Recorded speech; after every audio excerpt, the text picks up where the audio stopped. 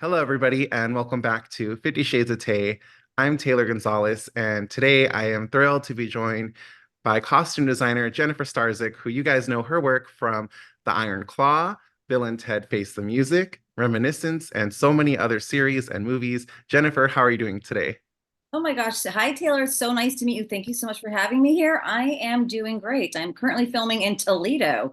So that's where I'm today. Oh, very exciting. Yeah, thank you so much for joining me. I am such a fan of your work, and I am so excited to be speaking with you today. Oh my God, that's awesome. Thank you. It means a lot to me. I appreciate that. Oh, thank you, thank you. We have to start off by talking about The Iron Claw because that film is incredible. First of all, did you know when you signed on to this film just how emotional it was going to be and also what a great film it was going to turn out to be? Oh my goodness. No, of course you never know what you're signing on for, what the finished product will be, but you really hope it will be something that people watch and engage in or enjoy, or enjoy watching it and want to talk about it. That's kind of like, you want people to watch it, right? So but I read the script and I fell in love with the script because I actually didn't know anything about wrestling. So if I didn't know anything about wrestling, I didn't know anything about the Von Erichs, which is obviously a very, very tragic story of this family, and it's almost like a Greek tragedy. And my first foray was just looking them up and seeing what they were all about. And when I kind of just saw this slice of 1980s Texas Americana, America, and then these wrestling costumes, I was like, this is a really wonderful opportunity for costumes. And being familiar with Sean Durkin's work, I just knew he was going to make like an elegant film. Like I think his Mhm. work is very elegant and engaged and kind of cerebral. So I was totally on board, and I was like, please let this be my project. I was so into wanting to do this project. Like I was like, this Oh, is my project. Like I was like just tunnel focused to get that. oh, that's wonderful. How did you get involved with the project? I had costume designed a limited TV series for HBO called The Staircase. And that was show run by Antonio Campos and Maggie Cohen. But Antonio Campos and Sean Durkin, and there was a third person, used to have a production company in New York. And it has now disbanded, but they're still friends. And Staircase had just come out, and they obviously probably keep in touch. And he had shared both my name and the hair, sorry, excuse me, the makeup person who did both Staircase and Iron Claw as well, El Favreau. So we both interviewed, and that's how we got engaged in it. Yes. Oh, that is awesome. So Mm-hmm. I actually had the opportunity to see your costumes from the Iron Claw up close in person at FITM for their Art of Costume Design and Film exhibit. Oh my And God. seeing them on screen, yes, they are gorgeous, they are beautiful, but seeing them in person, getting to see the texture, the detail, just how vibrant they are, I was blown away. Like I don't know if you had a chance to go to this exhibit, but they had like costumes from Barbie, Poor Things. But when I turned the corner and I saw the costumes that you did, I was blown away. And I have a million pictures on my phone. I just think that the costumes you created were incredible. And it was just so cool to see them in person. Oh my God, that gives me goosebumps. That means so much to me. Thank you so much. First of all, being involved in that exhibit was like very serious and profound to me, because that is like the cream of the cream for every single year for movies, and they usually feature, Oscar winners, Oscar, vote contenders, and which will soon be a winner, and then highlighted films of the year. So to know that I was one of those highlighted films meant so much to me. Also, when I was in college, I worked with this woman. Her name was Louise Coffeeweb, and I used to do sort of like odds and ends, sort of freelance with her and do all these weird projects. And one of them was dressing the mannequins for the exhibit. And I did that for a few years on and off until I got into costumes full time as a career. But so it was kind of like this huge full circle moment for me. I was just like so cool. I was so blown away to be a part of it. I was like teary about it, really. But I so appreciate that, because it's one thing, like Ric Flair's robe had a lot of camera time, but David's robe, his Yellow Rose of Texas, really didn't. Like he kind of just runs in, they throw it off, they get right into the ring. It's like really part of the one of the more exciting parts of our movie, where it's just like bang, bang, bang with all that action involved. So you don't really see that at all. So, and I, knowing now, I could maybe go in and be like, can you turn it this way? Like, cause like the back view of it was facing a wall, but I was just thrilled to be a part of it. And yes, there is so much work that had gone into it. Our wonderful tailor, cutter, fitter, Brick Allen, like he would just come in every day, and he was just getting deeper and deeper and deeper into the internet and just seeing, he was like, no, this is bedazzled and this is bedazzled, this, all these things you kind of wouldn't see if you're first just kind of like Googling them. So it was so nice to get completely detailed oriented and be able to execute that. And it's just such a showstopper. I just think the wrestling costumes are so cool. And they had, I mean, I may have would have picked a couple others, but Jeremy Allen was doing, Jeremy Allen was like trending. He just won for the bear, and he's just so handsome and charismatic. So they were like, let's pick one of his costumes as well. So it was, all of them were so nice. It was a delight. So thank you. Yeah, if any of you out there have not had a chance to visit FITM for one of their exhibits, they do the most incredible exhibits to see Yeah. all these costumes and just all the amount of time and effort and hard work that goes into stitching them and putting them together and designing them. And I love that sometimes on the screens they have concept art and different sketches and like behind the scenes information. Actually, on my channel, I filmed two of them, two in a row that I went to, and I just put some background music to it, and I put the designer name and the film name. So people, if you're interested, I can't recommend it highly enough to be able to see this stuff in person. They do a beautiful job, and it's free. It's open Yeah. to the public. It's now closed. They Mhm. run it right before, like during the award season until about May. But and they were a little worried because this year ASU has purchased FITM, Oh, so right. it's really ASU now. So they didn't know if it was going to happen. So it was, the whole thing was very exciting. So, but they do an amazing job. Really, it's incredible.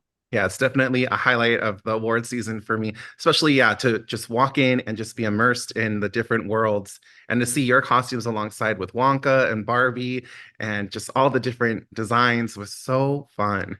Yeah, I was like, oh my God, this is happening. It was so cool. One thing that I'm curious about with a costume designer, when you sign on for a project such as the Iron Claw or Bill and Ted Face the Music, how much of the script do you have access to, or where do you come from as like the designer for designing these clothes, and how much information do you have? Oh, that's interesting. Well, I have full access to the script. There are, I think, more so mainly maybe like Marvel and DC, like the Mhm. superhero movies are the kind of movies that you don't have a daily access to the script. You got to read it in a room, and they unlock it from a vault, and it's like this whole thing, and you really have to kind of like memorize the whole thing. But no, the types of projects I do, I get the script, have full access to the script. The script is really, that's my touchstone for the whole thing. And then from there, like for Iron Club, because it's based on a real family, and Kevin's still alive, Kevin did not choose to make the movie. Sean was a fan of wrestling, and he made the movie. So we didn't have access. It wasn't like Kevin was a part of our process and like using him as for information. So it really just becomes a huge deep dive into doing your own research. And that will include, many multitude of things. I mean, not just what's available online, which for the Von Erichs was a lot, actually. There's like tons and tons of pictures for them online, and they have lots of Instagram accounts, and there's all sorts of things. So that was really, really helpful. But to flesh it out, and when you're working with such an artistic director and DP and production designer, the production designer, by the way, did Poor Things, and he won for that. So it was the same production designer. When you're working, you're fleshing it out, and for us, it was like, where do these people shop? What kind of access do they shop? What kind of access to clothes they have? Like, what was their income? Like, do they share clothes? Their brothers. You start to think about that whole world, and they lived outside of Dallas, but there wouldn't be that big of a clothing market. They just happened to maybe hit the trends because they were cool, and it was more about the wrestling clothes. And my whole goal was, within our budget, was making sure we made the clothes and tried to execute them as close as possible for all the wrestling scenes, which we did, which was like an enormous feat. We had a 6 week prep and like a 6-7 week shoot. Um, so it was like focused from the get-go, having a fabulous team. I had a wonderful ACD, and I had a wonderful cutter fitter and a wonderful key, and just getting everybody doing their part and getting really excited and creating that world. Like, you have to commit. Like, if it's because short shorts maybe and tube socks out of context are going to look hokey, but if like your whole film is like in that world and immersed, then it totally works, and it commits, and I think sells it. So some of what you just said leads perfectly into my next question, which is what are some of the differences between designing costumes for characters that are based on real people versus creating something for a character that is brand new and does not exist in the real world? Absolutely. Well, they are all characters. Even the people based in the real world become characters in your movie. First of all, because you're making movies, not a documentary. But also, much of your scenes are you have to elaborate and embellish what they would be wearing. I mean, we don't know what they're doing behind closed doors all the time. So you're sort of creating their world and sort of just going with that. And something like you had mentioned, Bill and Ted. Yes, you're like making up these girls, and that was just like teen fandom for me, because when the first movie came out, I was going to the mall and watching it in the movie theaters in the 80s. So like that was something where I was like, it was in my DNA. Like, I had like the Keanu Reeves and the Alex Winter posters up on my wall and stuff. So to know that we were going to flesh them out further, and a lot of it was their input, what they wanted to wear. These were like this is their babies, like their characters, right? So a lot of that was Keanu wanting to wear a suit and things like that. But to have the girls, and you just knew, okay, well, here's my chance to just do something zany, and they were totally down, and so that was absolutely fabulous. And for Ironclaw, even though they were brothers in real life, they had their own personalities. So I called them like the Breakfast Club because that was sort of what they were. Like Kevin was the jock, like he's an exceptional athletic sportsman, and but he wasn't good on the stick. They called it like he wasn't able to deliver the words. And then David had everything, but unfortunately his life was taken short from the tragedy of a wrestling injury. And Kerry was kind of like the rock star. He just looked like that 80s, he looks like 80s in a nutshell, basically, with those Miami Vice colors and the hair and like the charisma. And Mike was a conglomeration in our script of the two sons. There's Mike and Chris, and Mhm. honestly, there was just so much tragedy. Like these are things they have to decide, and it would have been one too many deaths for an audience to watch. These things are like insane to think about because we're talking about real people. Right. But so he kind of merged their characters together, and I think maybe the younger brother Chris was more into music. I don't know who crossed over where, but basically Mike was sort of his whole thing was he just never fit in. So Mhm. John was like, he just never should go fit in. So all the guys are always like looking like they're ready to work out, or like you would see pictures of them around their house just sitting around their underwear. But Mike always had on like a polo and like corduroys, and like he was just always like kind of dorking out. There was actually a few scenes that didn't end up in the final. There was a lot of scenes we shot that didn't end up in the final cut. And it would be like the guys would be pumping iron, and like Mike would be like reading a book, and I just thought that was kind of funny. So there was a lot to draw upon there based on like reality, and then you just kind of flesh it out because as once you start to think about like what they're drawn to and what their personality is like, it's kind of very easy to separate those clothes as you're getting them. Mm.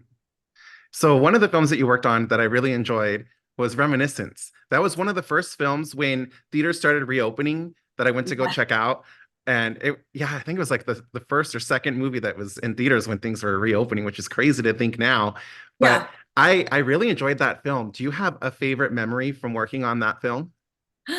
Oh my gosh, just working with Lisa Joy Nolan was fantastic. I mean, I have to do a shout out for our female directors. So, she was such a badass and just so generous, and I was just so stoked to like see someone in that position as a female. I mean, I'm not gonna lie about it. That was like super cool, and she just was very engaging, getting everybody on board, and wanted us always to be a team. And conceptually, her and probably Jonah as well, but this was really her baby. Really are just a part of the vision. And like she would come into my office or whatever, and she would grab a piece of paper and quickly just scrawl up something. And she was like, I kind of want the dress to look like this, and then like walk away. She was just they have all these ideas and all these things they want to execute. I mean, her lookbook before I came in was like completely fleshed out. So it was sort of taking her ideas and sort of implementing them into what I can bring to the table and what's gonna, what we can execute and stuff like that. So that I'm so happy because it didn't I wish it had done better. Mhm. It just was, I think even if they waited actually to this year to like put it out, it's this beautiful film, and the cast was so amazing. Oh my god, and she's loyal to some, a lot of her cast, but like Hugh Jackman, Rebecca Ferguson, and Tandaway Newton. I mean, it's just like the best cast to dress. So yeah, she created a lot of great characters to do that with, and it was neo noir, which is totally sexy. And I love old movies. I've watched every like 30s and 40s movies that are out there. So like it was a blast. And we ended up making a lot of their clothes too. We had plenty of time to make them. I had the same cutter fitter on it, and Hugh just kind of was in one. We just wanted to nail his detective look, and I'm not even sure if it came across on camera, but like his coat was from this oilcloth because she like for certain scenes she wanted to see like the light like go through it. And he had That's this cool. full linen suit, and we even made his boots and we made everything. So that was a blast. And Rebecca, we highlighted, I think, about 7 costumes of hers that we made, and most of them were her dresses, that her sexy, saucy dresses, basically. So that was fun. Oh yeah, I love that movie. And yeah, I wish, I don't know, I think it was the timing because it was just like I remember going and theaters were just reopening, and but the cast, like you said, is incredible. Like look what everyone's doing right now. They're in the June part two. They're in, a Deadpool and Wolverine. Like you have the biggest names in this movie. It's such a great film for anyone who hasn't had a chance to see it. I would highly recommend checking it out. Yeah, awesome. Yeah, and it's original. It's like Hmm. original storytelling. Yeah, Yeah. I kudos to you even going, because I don't think I even saw it in the theater. So you know what I mean? Like it was a tough time then. Like Yeah. you were still really, really in it. Yeah, exactly. So I congratulate you, because now the theaters, it's like we got to support. We got to support. I Yes. know, I know. We got to get Yeah. the people back in there. But uh, Yeah. do you remember the film that inspired you to want to be a costume designer? You know what? No, I I had no idea I was going to be a costume designer. I kind of did a 360 in I went to community college for 3 years. And during that time I sort of found myself. I had kind of gone into community college thinking I was going to be like a Native American anthropologist, or, something to do with, I don't know, science or something. And then all of a sudden I saw, oh, there's like a fashion course, and I went and I took it, and it literally, I was like, oh, this is what I want to do. And that just changed everything. And I focused on getting into a school to learn how to, to get into a fashion design school, basically, which is what I ended up doing. And I graduated from Woodbury with like a bachelor's, and still I didn't know I wanted to do costumes. I just knew I thought I would make clothes. I thought I'd move to New York and be a fashion designer. And was working with this woman, Louise Coffee Webb, that I mentioned, and she did freelancing, and we did museum exhibits, not only at FIDM, we did them sometimes at LACMA. I mean, just amazing stuff. And we also did costume preservation. So it was a lot just looking at historical costumes and stuff.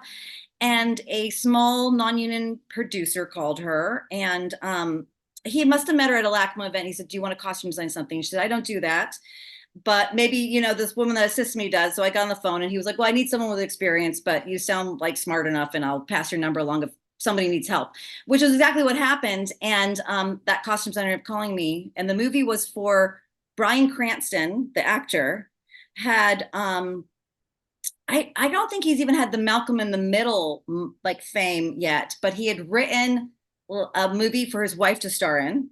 We filmed it in Pioneer Town. I don't know if you're from Los Angeles, but Pioneer Town is like now this like totally gentrified but version of like a country town. But at that time, nobody had gone to it. We filmed there for like 3 weeks, and Pappy and Harriet's were our caterer. Like, that's where like all the bands play now on the way to Coachella.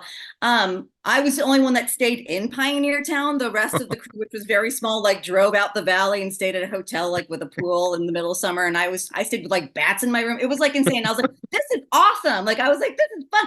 And even that designer was like, probably paid very little. We prepped it in 2 weeks. He stayed a couple nights. He showed me how to do it, how to do set, I should say, and was like, "Call me if you have any questions," which would have been on a landline, by the way, or like a page or something. And so that was it. And I just was kind of bitten by the bug. I was like, oh, this is like working with like carny folk and kind of really different. And he was exceptional. His name was George Little. He's since passed away, but he came from a long line of costume people. He was a supervisor on Apocalypse Now. Like we're talking, like I learned, like my first movie was someone that was exceptionally good at costumes, and in a very much, veteran of the movie business. So, and that was it. And that was it. Like I did another one with him, and that production company liked me. And then within that year, I worked on a film that turned union for Rob Zombie, House of a Thousand Corpses. Oh wow. And it was sort of like, if you couldn't have fun there, then something's wrong with you, basically. So Yeah. yeah, exactly. And then that was it. Then I just started doing costumes, and it wasn't until I was in costumes that I was doing set and prep. But yeah, I was just doing whatever you did. And a colleague of mine was like, "What do you want to do?" And I was like, "Oh, I want to design someday." And she was like, "You need to focus. Like, you need to like not to say yes to everything. You need to have like your eye on the prize and focus and start to like really narrow your vision of what jobs you take and how you take them." And if it wasn't for her advice, I probably would have been like flitting around for like another 5 years. But it was still very, very hard to break into it, because I was a good costumer, and people that would hire me over and over again, but I never Mm, really had a break. And then I mm. got a break. So, and that was from Trish Somerville, who designs for David Fincher all the time, who's amazing. And they were doing an HBO show that didn't come to fruition. um, and I came in like the fifth hire because I wanted to work with Trish and David. They'd already done so many, The Gone Girl and all these like fabulous things. And Yeah. Girl with the Dragon Tattoo, I should say, which was, just all these amazing projects together. So I was like, oh, I want to see what they look like, what's like to work there. And I must have made an impression really because I was in and out doing made to order, and she put my name in to meet for Mindhunter because she wasn't able to do it. And that's really how I started designing. My first design job was with David Fincher on Mindhunter for two seasons, which ended up being like 3 years, which was the most stressful thing I'll ever do in my life ever. And I loved it. Yeah.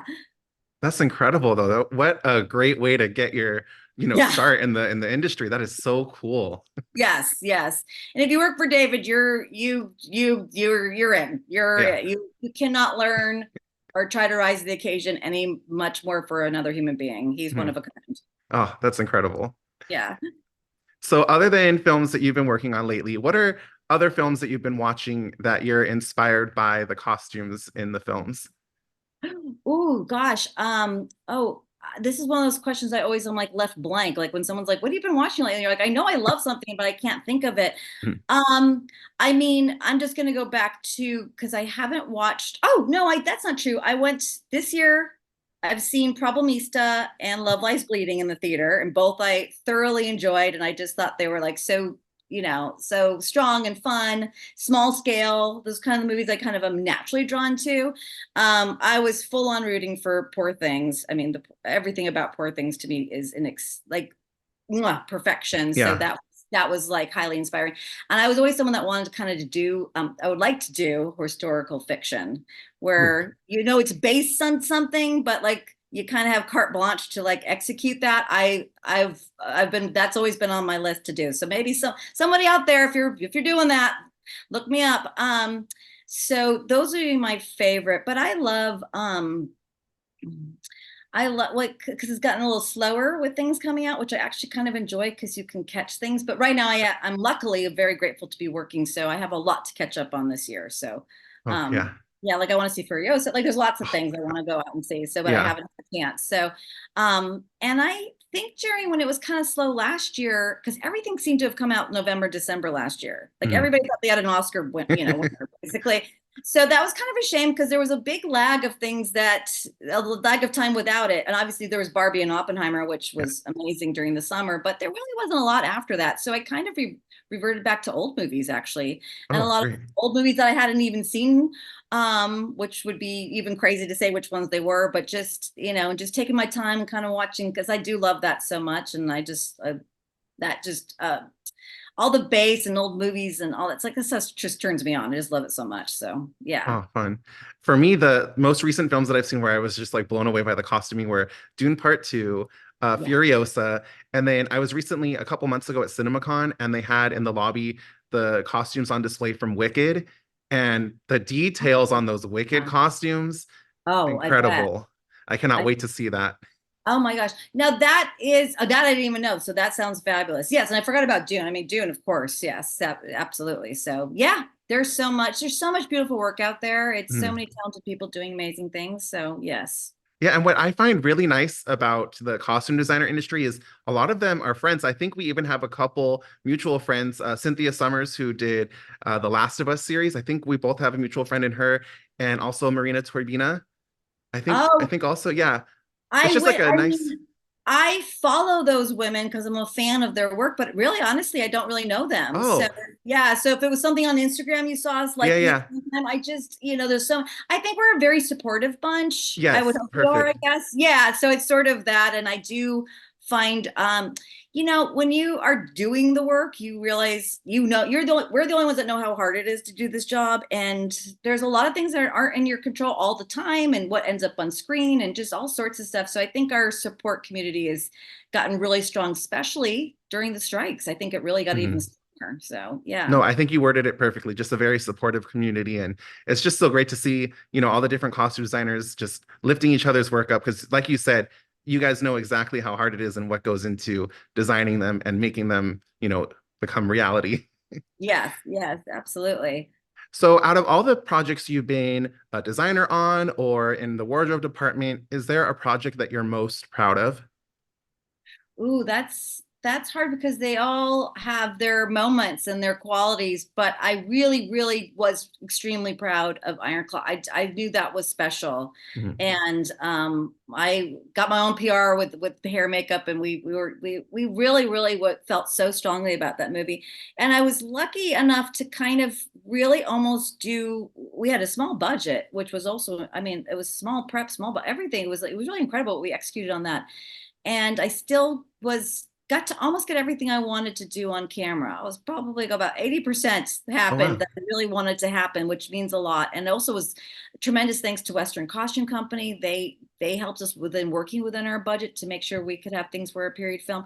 So there's just so many things involved with that. But that really did mean I was rooting for that film. I really feel like it got in the cracks to I just maybe I should have gotten to the PR team for that film, like because I was like it was a beautiful film. So but yeah, I like all my films, and you get on board and you're excited about it for different reasons. And the Mhm. last two films I've designed are contemporary, but the one I designed last year was in Greece, which was Ooh, amazing.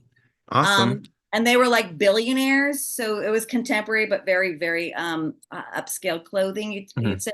And this film's contemporary, but it's two poor kids from the projects, so it's super fun. That's the thing I think I really enjoy about doing costumes and working in the movie industry is that you never know what's coming next, and every day is different. And one day I'm driving to work and there's goats on the road, and the next day I'm in Toledo. It's like you don't know what's happening. Yeah. So right, Oh my yes, yeah. God. So I have a question for you that is one of my favorite questions to ask people, and I specifically want to ask you as a costume designer. So I talk a lot about horror films on my channel, and I love finding out what people's favorite Halloween costume is that they've ever worn or dressed up as. Do you have a favorite Halloween costume that you've ever worn? Oh my gosh, that's a really good question. I first of all, I am a scaredy cat, so I do not watch much horror films. I'm still plagued by like Poltergeist and the gold, like the clown scene, like that like changed me forever. So okay, a personal favorite that I dressed up as. Well, one year I dressed up as, well before he passed away, Karl Lagerfeld, and that Oh. was really, really good. And I was actually surprised at how many people knew who I was, because this was Mhm. probably about 10, 15 years ago. Um, no, I'm a little bit actually. What am I talking about? No, I had several years in a row with my friend Thomas Kalarick, who does makeup, and taller gentleman, and we would do this thing where like he would dress as one part and I would dress as the other part, and I always incorporated something with like a box. So like one year, like when Pan Am came out, he was a Pan Am stewardess and I was the airplane and a pilot coming out of it. And another year he was Angeline and I was literally her pink Corvette, Oh my like dressed God. up next to him. So those were two winners. What am I thinking about? Those were really, really great. And then there was a while where I wanted to not be able to fit through a door. Like it was like I wanted to be that person at the party, and then always at the end of the party they're like putting on your thing with the suspenders and stuff. So I always enjoyed that. And among those lines, I was also like a Victorian woman riding a horse, and I had like a full cardboard horse with like galloping legs and my legs hanging over. It was like, yeah, those kind of things. Those were my favorite. But Oh, fun. yeah, so but nothing based on something else except for Angeline, of course. So but Mhm. yeah. Mhm. Oh, I had a feeling as a costume designer, you would have some creative, fun ones, and those all Yeah. sound like such a fun time. Yeah. So I know you've been very busy lately. Are we able to talk about at all what you've been working on right now? Oh yeah. Well, I mean, aside from the NDA stuff, but Mhm. it's online, obviously it's on IMDb. It's called Eeny Meeny, and it's from a first time director, but he's also been a showrunner from this movie, this TV series called Wayne. And this is his first time directing, and it's been an absolute, it's the nicest group of people. For most of us, it was our first job back from the strikes ending in the fall, because it did take a while. So we all started in about, February or March, which was awesome. And it's a action comedy. I'm trying to think of what's on IMDb so I don't blow it.